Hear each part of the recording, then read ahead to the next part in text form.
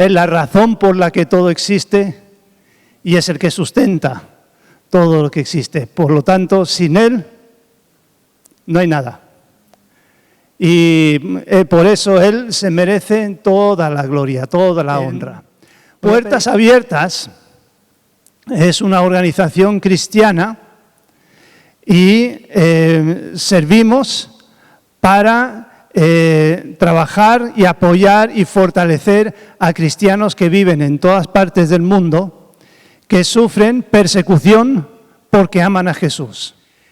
Nosotros estamos trabajando todos los años en preparar lo que llamamos la lista mundial de la persecución. Y con esa lista mundial de la persecución presentamos un mapa. Y en ese mapa se ven 50 países que son los peores países para los cristianos. Los lugares más difíciles para vivir la fe cristiana. 380 millones de cristianos viven en un contexto de persecución.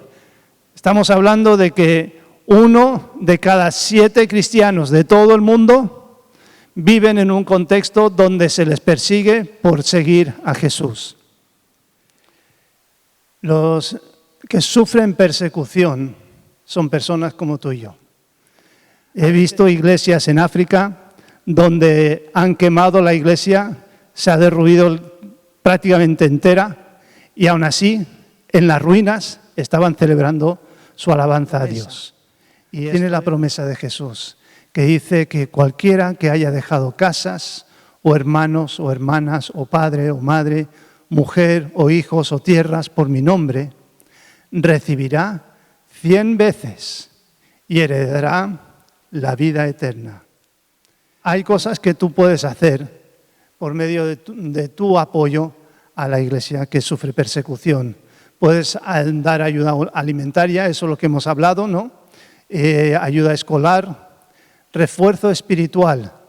Una de las cosas que también hacen nuestros colaboradores locales en países como Bangladesh es estar allí junto con los cristianos que sufren persecución para acompañarlos en su día a día y ayudarles a entender cómo ser fuertes en medio de la persecución y cómo responder a las dificultades que se levantan en el día a día.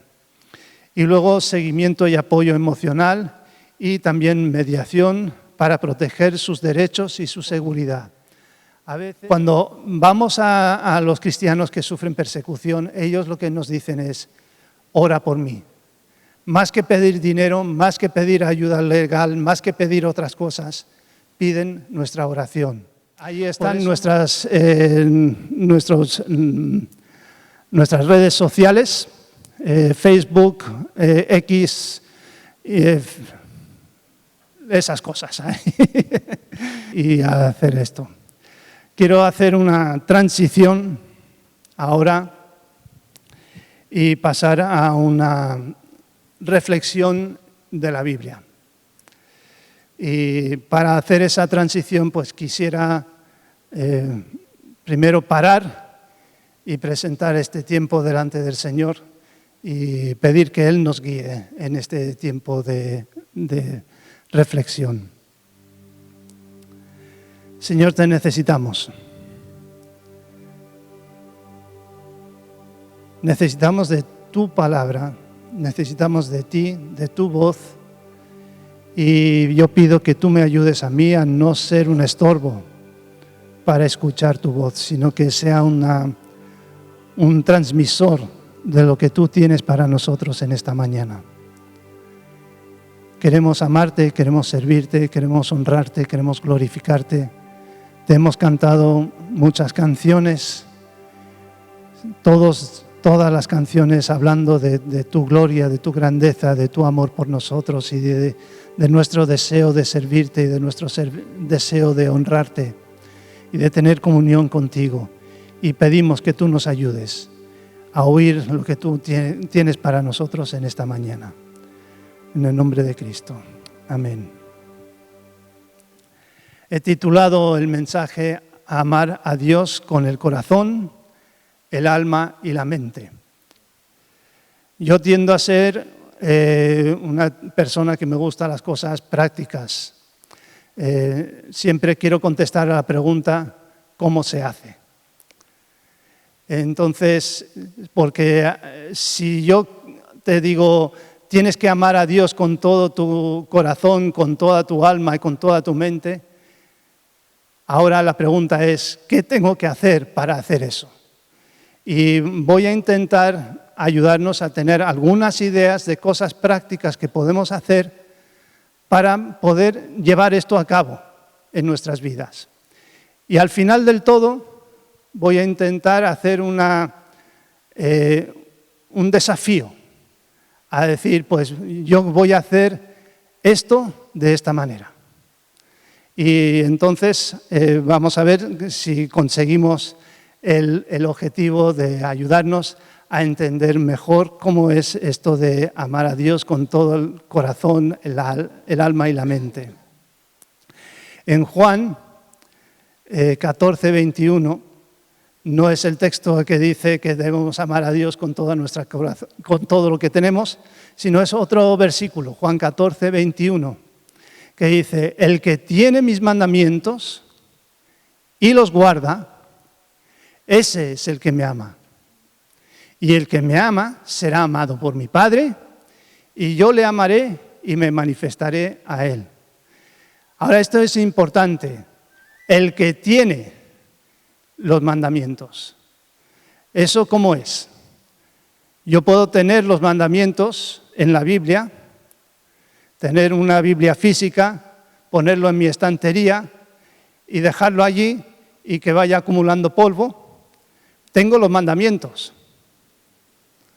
Pero ¿me sirve de algo tenerlo en la estantería? No me sirve de nada. Porque si no tengo esos mandamientos en mi interior, entonces yo no puedo hacer nada con esos mandamientos.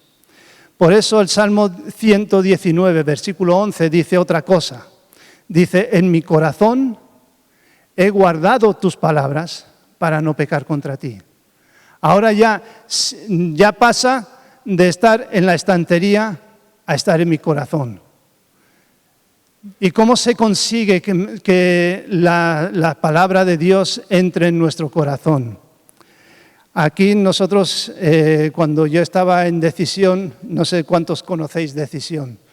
Decisión es una organización evangelística que ha organizado campañas evangelísticas en muchas partes de España para ayudar a formar iglesias nuevas y también a colaborar con otras muchas actividades evangelísticas en grandes ciudades y en diferentes eventos a lo largo de toda España. Y casualmente mi padre fue el fundador de Decisión. Pero el hecho es que nosotros hablábamos siempre en las campañas de cómo llenar nuestras vidas de la palabra de Dios. Y usábamos la ilustración de la mano. Como tenemos 5 dedos, pues hay 5 formas de llenar nuestras vidas con la palabra de Dios. La más débil es la que estamos haciendo hoy, es la de oír. Porque cuando oímos, no sé cuánto es, pero hay un estudio que nos olvidamos como del 80 o 90% de lo que oímos. Entonces, es débil por el hecho de que se nos olvida. Entonces, esa es una de las formas en las que llenamos nuestra vida de la palabra de Dios. La segunda es la lectura. La lectura es algo mejor que oír porque la lectura requiere un esfuerzo de nuestra parte. Y tenemos que tomar tiempo para leer la palabra de Dios. Y esto es un desafío que yo quiero haceros a vosotros. ¿Cuántos habéis leído la Biblia desde Génesis hasta Apocalipsis? Al menos una vez en la vida. Esto es importante, porque a veces podemos decir, yo creo que la Biblia es la palabra de Dios, de principio a fin. Y luego preguntamos, ¿quién ha leído la Biblia de principio a fin? Y la mitad de la gente que ha dicho, yo creo que es palabra de Dios, no lo ha leído. Y entonces hay que tener ese conocimiento de causa, por lo menos. y luego pues tener esa parte también. Entonces tenemos la escucha, el oír la palabra de Dios, tenemos la lectura, leer la palabra de Dios. La tercera parte es mucho más importante o tiene un impacto mayor y es estudiar. Cuando estudiamos, entonces ya estamos interactuando con la palabra de Dios y estamos buscando qué es lo que Él dice, qué significa y cómo se aplica a mi vida. Y entonces ya tiene un impacto mayor. La cuarta es la memorización. Lo que hemos hablado antes del Salmo, ¿no? En mi corazón he guardado tus dichos para no pecar contra ti. Memorizar la palabra de Dios. Y luego el dedo gordo tiene un impacto con el escuchar, con la lectura, con el estudio y con la memorización. Es la meditación. Cuando estás en el autobús, cuando estás fregando platos, cuando estás caminando, cuando estás trabajando, si tienes un trabajo que te permite pensar mientras estás trabajando en otra cosa, puedes estar pensando, la Biblia dice esto, y ir meditando, profundizando en lo que eso dice. Puedes estar preguntándole a Dios, ¿eso qué significa? ¿Cómo actúa dentro de mí? ¿Qué tiene que ver eso conmigo? ¿Cómo lo puedo poner en práctica? Y de esa manera pues podemos ir profundizando en las enseñanzas que la Biblia nos da en nuestro corazón. Así que, ¿qué es lo que tenemos que hacer para tener la palabra de Dios? Tenemos que leer la palabra, tenemos que oír la palabra, que es bueno que vengamos al culto y que escuchemos de la palabra de Dios. Tenemos que estudiar la palabra, tenemos que tomar tiempo nosotros. No es solamente el pastor el que tiene que estudiar la palabra. Todos tenemos que estudiar la palabra. Y luego memorizar, guardarla en nuestro corazón. De hecho, en algunos casos, en el contexto de la persecución, donde es muy difícil conseguir copias de la Biblia, había algunos que tenían un examen. Tenían que citar el libro de Romanos, de principio a fin, y si se equivocaban en una sola palabra, no tenían suficiente hambre por tener una copia de la palabra de Dios. Cuando nosotros pongamos ese empeño por tener la palabra de Dios en nuestro corazón, entonces puede que tenga un impacto mayor en nuestras vidas. Entonces, la palabra de Juan 14, 21, el que tiene mis mandamientos, esto es lo que quiere decir tener los mandamientos. Tenerlos en el conocimiento, saber lo que es. Pero tenerlo en el conocimiento es suficiente. Yo sé muchas cosas, pero si solamente las sé y no las vivo, no me sirve de nada. Por eso dice, el que tiene mis mandamientos y los guarda, ese es el que me ama.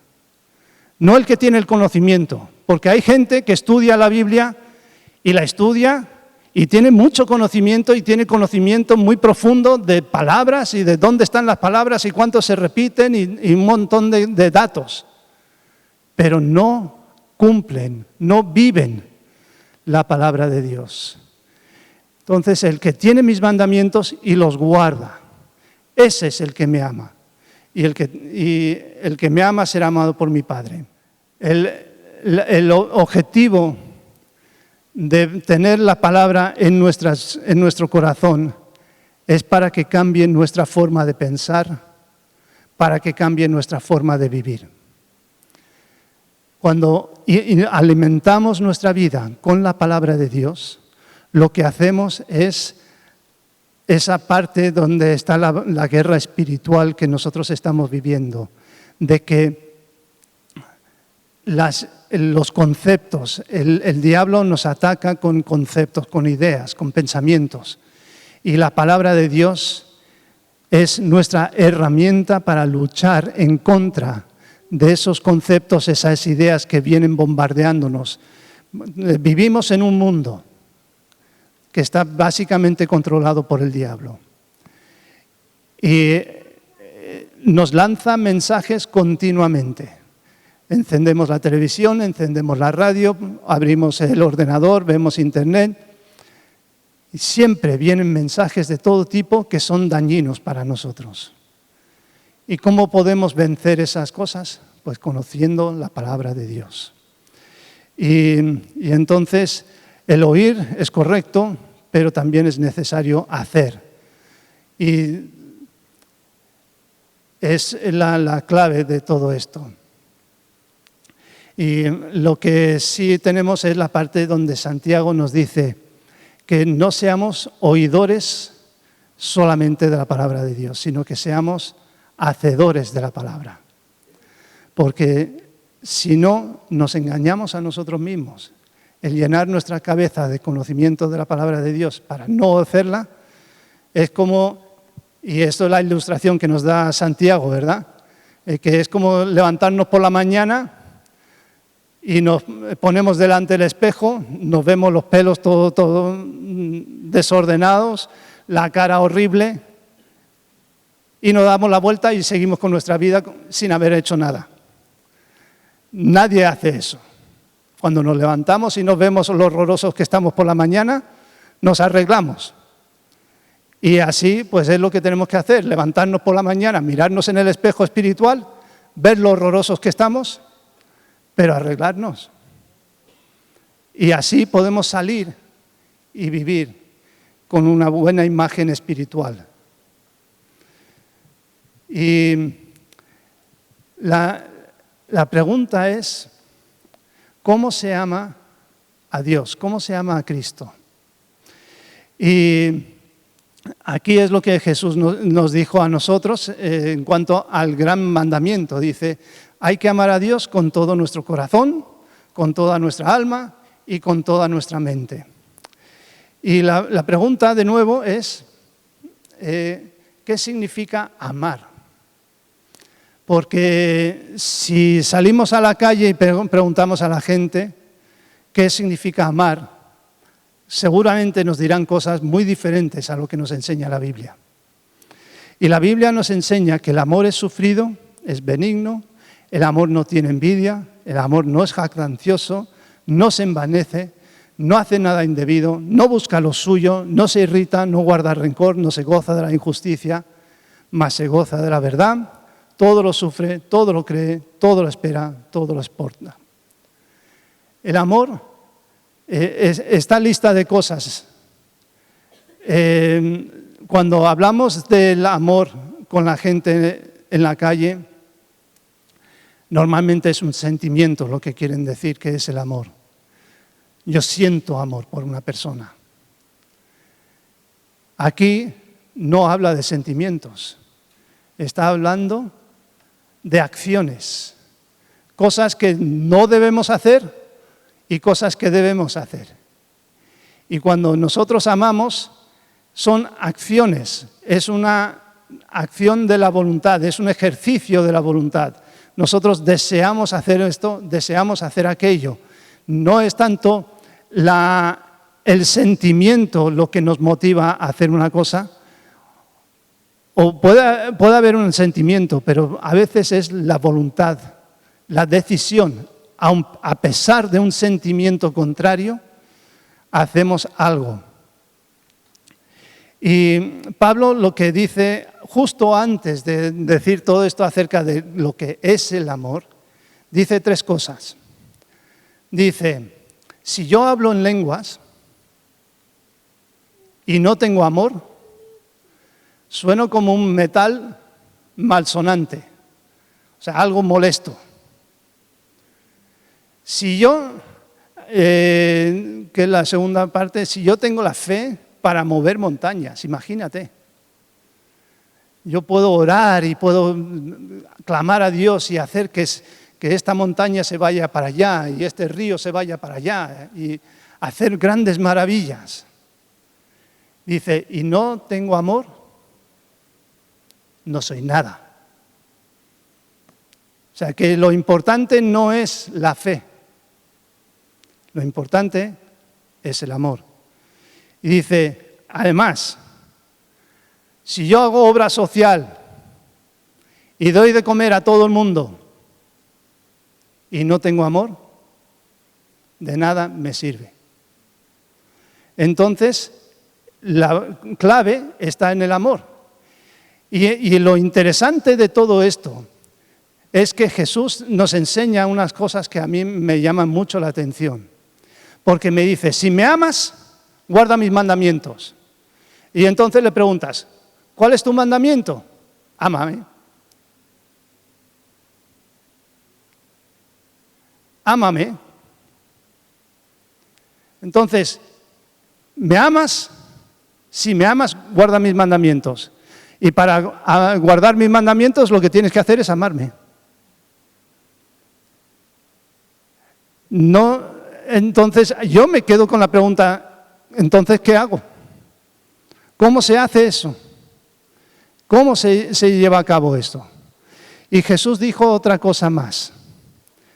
Dice, un mandamiento nuevo os doy, que os améis los unos a los otros, como yo os he amado, que también os améis los unos a los otros.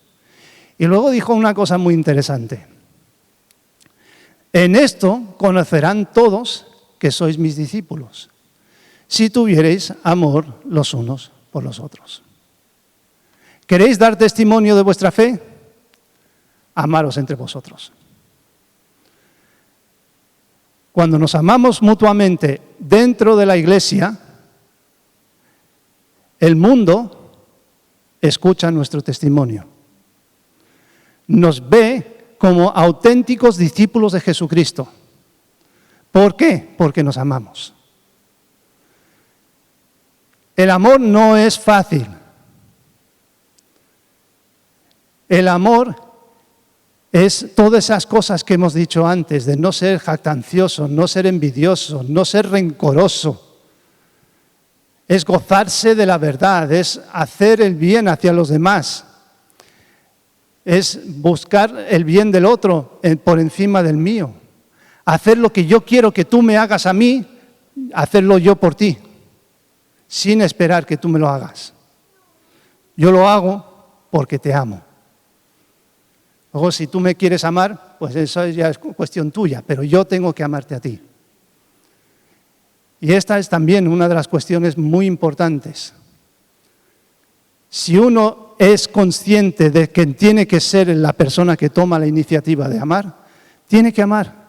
Le responda positivamente la otra persona o no, no es cuestión de su responsabilidad.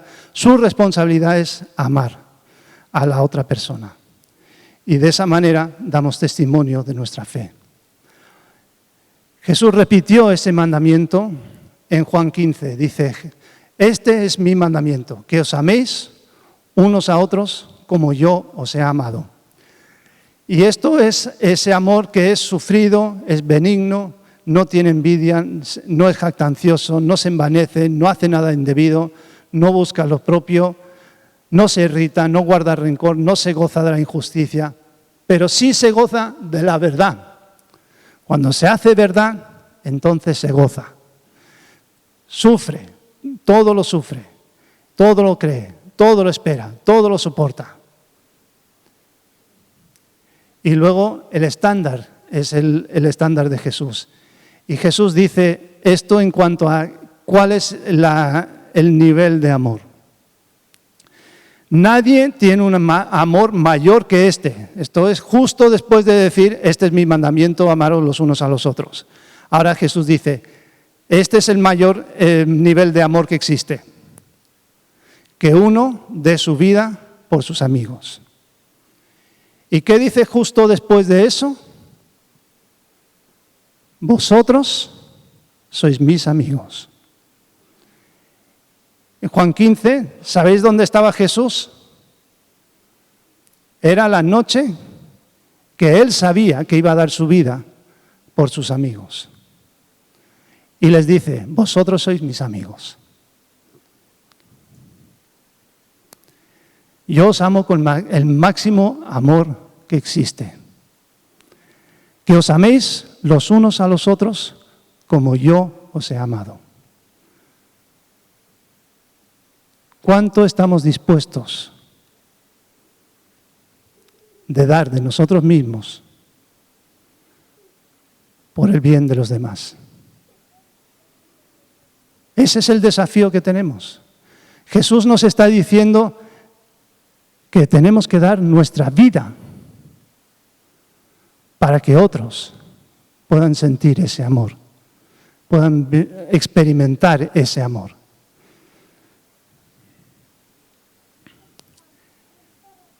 Y Jesús lo subió un rango más todavía, porque dice, mas Dios muestra su amor para con nosotros, en que nosotros, siendo aún pecadores, Cristo murió por nosotros. Cristo dio su vida no por sus amigos, sino por sus enemigos, para hacerlos amigos.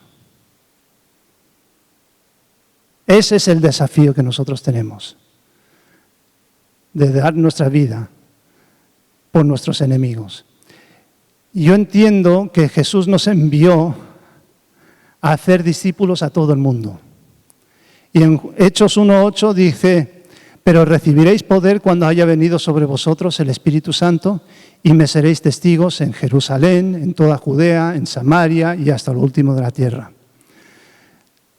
Y a mí se me ha enseñado este texto como una progresión. Pues empiezas en Jerusalén, luego pasas a Judea, luego pasas a Samaria y después llegas hasta lo último de la tierra. Yo estoy llegando a creer que en lugar de ser una progresión, es un mandato multidimensional. Que tú puedes estar trabajando en tu Jerusalén y trabajando hasta lo último de la tierra a la vez. ¿Cómo se hace eso? Tú amas a tu vecino, a tu compañero en la iglesia, a tu hermano en la iglesia, a tu hermana en la iglesia. Ya estás siendo testigo de Cristo aquí. Oras por tu hermano que sufre persecución y estás haciendo ese trabajo hasta lo último de la tierra.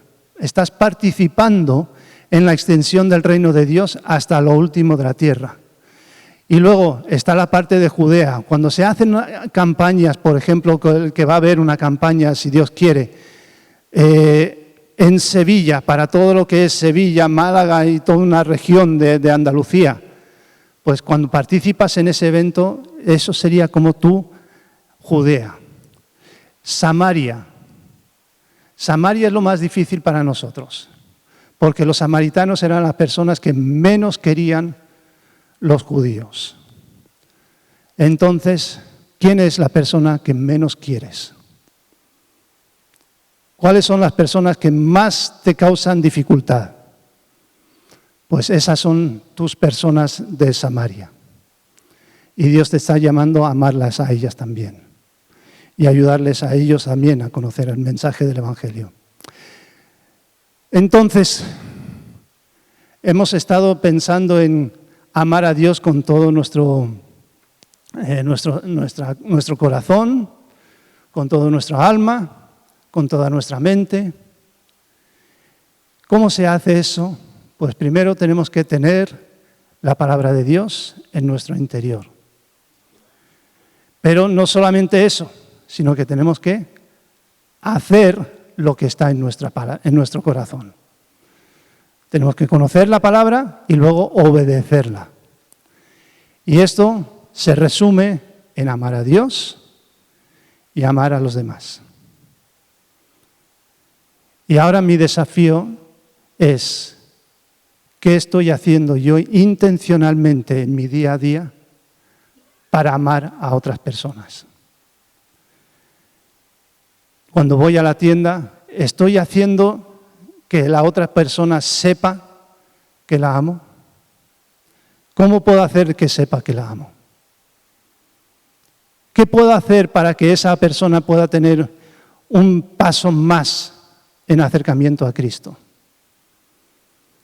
¿Qué puedo hacer para amar a mis hermanos aquí en la iglesia? ¿Hay algo que yo tengo que resolver de una lucha entre unos y otros? ¿Algo que perdonar? Estas son cosas que nosotros podríamos hacer para llevar a cabo este mandato de Jesús. Y otra forma es lo que hemos hecho esta mañana también, de presentaros la necesidad de cristianos que sufren persecución y decir, pues yo quiero ser un compañero de oración de mis hermanos en Cristo en otras partes del mundo que viven en un contexto mucho más difícil que el mío. Y yo tengo la libertad de saber lo que les pasa y la libertad para orar por ellos cuando yo quiera. Entonces, ser parte activa del reino de Dios para edificar el reino de Dios. Y no es tan complicado, es cuestión de la voluntad, de decidir, yo quiero amar a los demás. Y puedo hacerlo de una forma muy práctica, orando, y también lo puedo hacer amando aquí en mi propia iglesia. Así que Dios nos ayude a ser fieles, a conocer su palabra y a poder obedecerla y cumplirla. Amén.